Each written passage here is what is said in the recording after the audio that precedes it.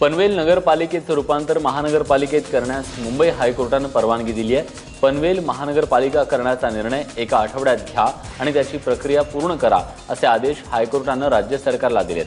येत्या 22 नोव्हेंबरला पनवेल नगर परिषदेचा कार्यकाळ संपतोय। या प्रकरणी श्रीनंद पटवर्धन यांनी जनहित याचिका दाखल केली होती।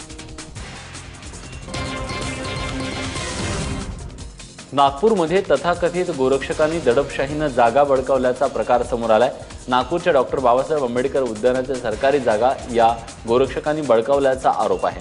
उद्यानाच्या मैदानावर बेवारस गायी बांधून बेकायदेशीर गोशाळा उभारली आहे। एवढंच नाही तर हा मैदानाचा परिसर कुलूप बंद करून लोकांसाठी बंद करण्यात आलाय।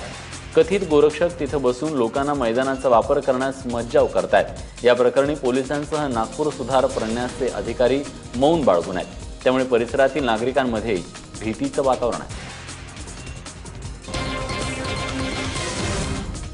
अंतर्गत सुरक्षा कायदा 2016च्या मसुद्याला काँग्रेसने विरोध केलाय।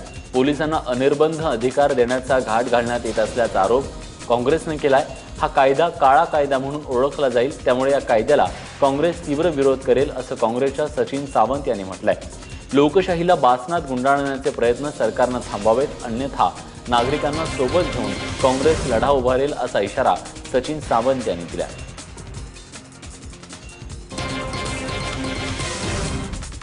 5 पैशाचं नाणं कधी चालायचं बंद झालं हे आता कोणालाही आठवण्याची शक्यता नाहीये।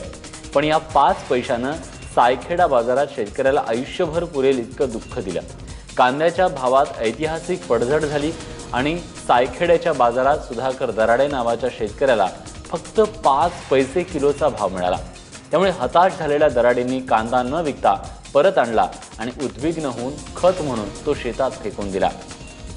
दरम्यान आज राष्ट्रवादीने कांद्याच्या प्रश्नावर सरकारचं लक्ष वेधण्यासाठी सर्व तहसील कार्यालयांवर कांदा फेक आंदोलन पुकारलंय। सरकारी तुरडाळीपेक्षा घाऊक बाजारातील तुरडाळ ही स्वस्त दराने विकली जाते। त्यामुळे सरकारची डाळ विक्री केंद्राकडे नागरिकांना पाठ फिरवली आहे। शासकीय तुरडाळ 95 रुपये किलो दराने तर घाऊक बाजारात हीच तुरडाळ 84 रुपये किलो दराने विकली जाते। गेल्या 2 दिवसांपासून तुरडाळीचे दर 30 ते 35% कोसळले। यामुळे वाशीच्या घाऊक बाजारात तुरडाळ ही अगदी 84 रुपये किलो पासून ते 95 रुपये प्रति किलोने उपलब्ध आहे। त्यामुळे सरकारची जी तुरडाळ आहे ती केंद्राकडे ग्राहकांनी त्या पाठ फिरवल्याचं दिसतंय। त्यामुळे ग्राहकांनी या सरकारच्या स्वस्त तुरडाळ योजनेचा फज्जा उडाला।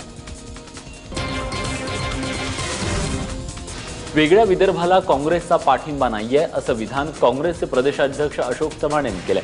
ते अहमदनगरमधील पत्रकार परिषदेत बोलत होते।